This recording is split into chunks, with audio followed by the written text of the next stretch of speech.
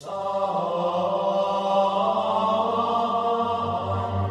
servicio desinteresado hacia los demás, el mensaje más marcado de Teresa de Calcuta, una monja católica que figuró bastante en los medios masivos de información, especialmente en las décadas de los 80 y 90, al punto de ser galardonada con el Premio Nobel de la Paz, y se le denominó la Santa de las Alcantarillas por su cercanía con quienes cayeron en la miseria.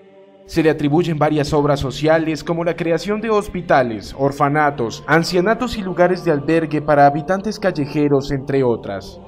Pero han surgido numerosos críticos que afirman tener las pruebas de que Teresa de Calcuta no es el personaje que tanto promueven los medios masivos de información, sino que la realidad es contraria a la que se cuenta.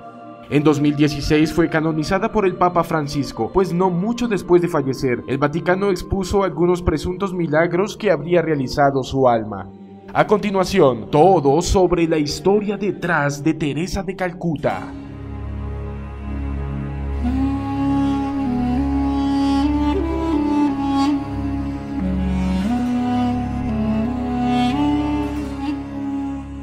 Promotora del catolicismo en la India.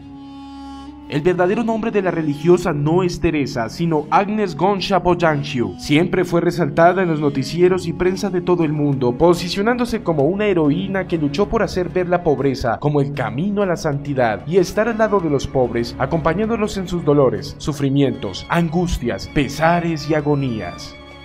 Desde los 18 años ingresó al claustro femenino en esas tierras de la India, donde siempre había imperado la religión hinduista, budista, chivaísta y en general yógica, pero por esa época gobernaba el Imperio Otomano y su misión asignada por el Vaticano era difundir el catolicismo en esa región de Oriente. La hermana María Teresa, como eligió llamarse, relata que el día 10 de septiembre de 1946, Jesús se le apareció en una revelación y le solicitó que fundara una institución de religiosas que se llamase las Misioneras de la Caridad, y desde ese momento, año 1950, su vida nunca fue igual. La primera obra de dicha orden monástica femenina católica fue la instauración de un hogar para moribundos en la ciudad de Calcuta. Al poco tiempo, se crearon varios centros sanitarios por toda la nación.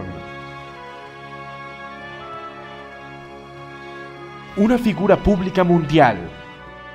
Entonces atrajo la atención de los medios de comunicación mundiales, posicionándose como una figura internacional de alto respeto, por lo que luego se le vería comúnmente en la Casa Blanca, en el Vaticano y con diferentes políticos de todo el globo.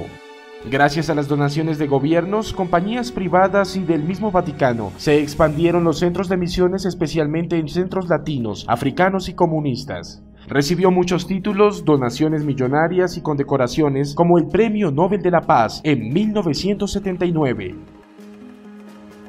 En 1997, falleció al cumplir 87 años de edad.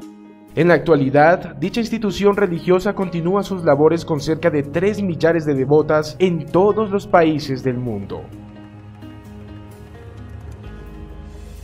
El ángel del infierno. Pareciera algo ilógico que una persona como la Madre Teresa de Calcuta, que según las noticias, documentales, prensa y demás medios, dedicó su vida a ayudar entregadamente a los pobres, a los más necesitados, a quienes claman por un lugar donde refugiarse, etc., tenga contradictores e incluso quienes han lanzado tamañas acusaciones en contra de la religiosa. Uno de ellos es el escritor británico Christopher Hitchens, quien se ha referido públicamente de la Madre Teresa como una fundamentalista religiosa, activista política, sermoneadora a la antigua y cómplice de los poderes seculares de este mundo.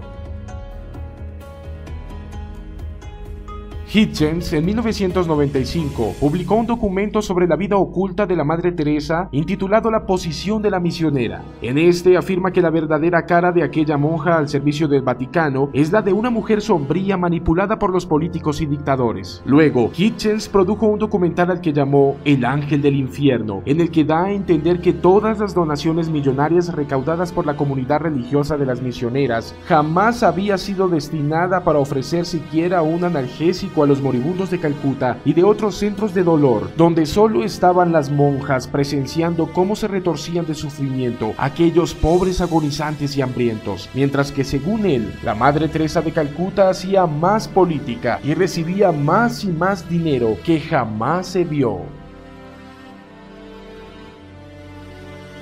Otro de los más polémicos críticos de la religiosa ha sido Luis Carlos Campos, investigador y escritor español, que ha producido materiales escritos y audiovisuales en los que plasmó algunas presuntas pruebas de corrupción y sadismo detrás del personaje que en las pantallas, revistas y periódicos conquistó el corazón de millones de personas.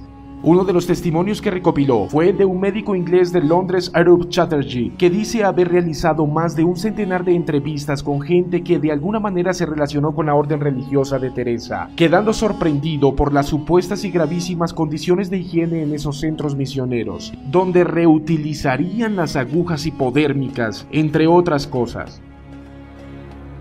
Luis Carlos Campos añade que la religiosa no solo estaría implicada en casos de corrupción y engaño masivo, sino que también sería practicante de ritos oscuros de la India, que con ciertas técnicas aprovechaba la energía del dolor y del sufrimiento de los hospitales insalubres y llenos de miseria, teniendo millones de dólares para mantenerlos en condiciones dignas, pero lo hacía a modo de una especie de sacrificio satánico. El testimonio de un voluntario.